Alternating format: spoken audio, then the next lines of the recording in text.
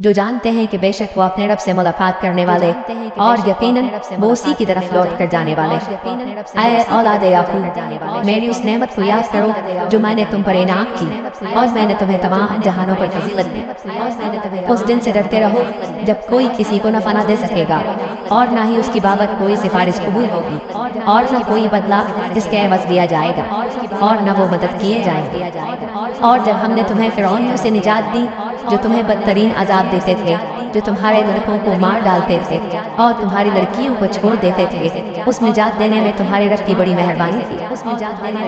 اور جب ہم نے تمہارے لیے دریا چیر پھاڑ دیا اور تمہیں اس سے پار کر دیا اور فرعونیوں کو تمہاری نظروں کے سامنے اس میں ڈبو دیا،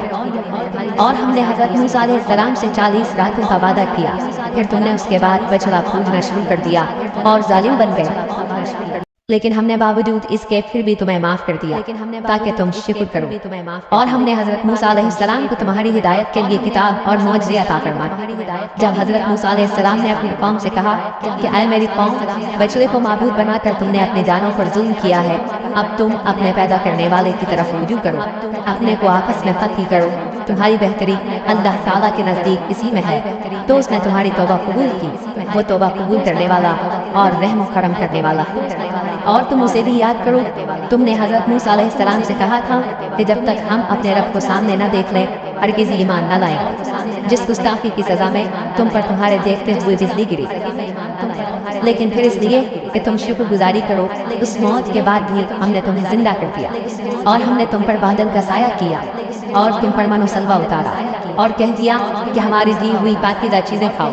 اور انہوں نے ہم پر ظلم نہیں کیا، البتہ وہ خود اپنی جانوں پر ظلم کرتے تھے۔ اور ہم نے تم سے کہا کہ اس بستی میں جاؤ اور جو کچھ جہاں کہیں سے چاہو بافراغت کھاؤ پیو اور دروازے میں سجدے کرتے ہوئے گزرو اور زبان سے صدقہ کہو، ہم تمہاری خطائیں معاف فرما دیں اور نیکی کرنے والوں کو اور زیادہ دیں گے۔ پھر ان ظالموں نے اس بات کی جو ان سے کہی گئی تھی بدل لائی، ہم نے بھی ان ظالموں پر ان کے فسق و نافرمانی کی وجہ سے آسمانی عذاب نازل کیا۔ اور جب موسیٰ علیہ السلام نے اپنی قوم کے لیے پانی مانگا تو ہم نے کہا کہ اپنی لاٹھی پتھر پر مارو، اس سے 12 چشمے پھوٹ نکلے اور ہر گروہ نے اپنا چشمہ پہچان دیا، اور ہم نے کہہ دیا کہ اللہ تعالیٰ کا رزق کھاؤ پیو اور زمین میں فساد نہ کرتے پھرو۔ اور جب تم نے کہا اے موسیٰ، ہم سے ایک ہی قسم کے کھانے پر ہرگز صبر نہ ہو سکے گا، اس لیے اپنے رب سے دعا کیجیے کہ وہ ہمیں زمین کی پیداوار، ساگ، ککڑی، گیہوں، مسور اور پیاز دے۔ آپ نے فرمایا بہتر چیز کے بدلے ادنا چیز کیوں طلب کرتے ہو؟ اچھا شہر میں جاؤ، وہاں تمہاری چاہت کی یہ سب چیزیں ملیں گی۔ ان پر ذلت اور مسکینی ڈال دی گئی اور اللہ کا غضب لے کر وہ لوٹے، یہ اس لیے کہ وہ اللہ تعالیٰ کی آیتوں کے ساتھ کفر کرتے تھے اور نبیوں کو ناحق قتل کرتے تھے۔ یہ ان کی نافرمانیوں اور زیادتیوں کا نتیجہ ہے۔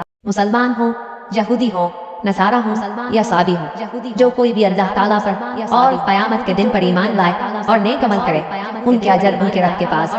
اور ان پر نہ تو کوئی خوف ہے اور نہ اداس۔ اور جب ہم نے تم سے وعدہ لیا اور تم پر طور پہاڑ لا کھڑا کر دیا اور کہا جو ہم نے تمہیں دیا ہے اسے مضبوطی سے تھام لو اور جو کچھ اس میں ہے اسے یاد کرو تاکہ تم بچ سکو، لیکن تم اس کے بعد بکھر گئے، پھر اگر اللہ تعالیٰ کا فضل اور اس کی رحمت تم پر نہ ہوتی تو تم نقصان والے ہو جاتے۔ اور یقیناً تمہیں ان لوگوں کا علم بھی ہے جو تم میں سے ہفتے کے بارے میں حد سے بڑھ گئے، اور ہم نے بھی کہہ دیا کہ تم ذلیل بندر بن جاؤ، اسے ہم نے اگلوں پچھلوں کے لیے عبرت کا سبب بنا دیا اور پرہیزگاروں کے لیے واضح نصیحت کا۔ اور حضرت موسیٰ علیہ السلام نے جب اپنی قوم سے کہا کہ اللہ تعالیٰ تمہیں ایک گائے ذبح کرنے کا حکم دیتا ہے تو انہوں نے کہا ہم سے مذاق کیوں کرتے ہیں؟ آپ نے جواب دیا کہ میں ایسا جاہل ہونے سے اللہ تعالیٰ کی پناہ پکڑتا ہوں۔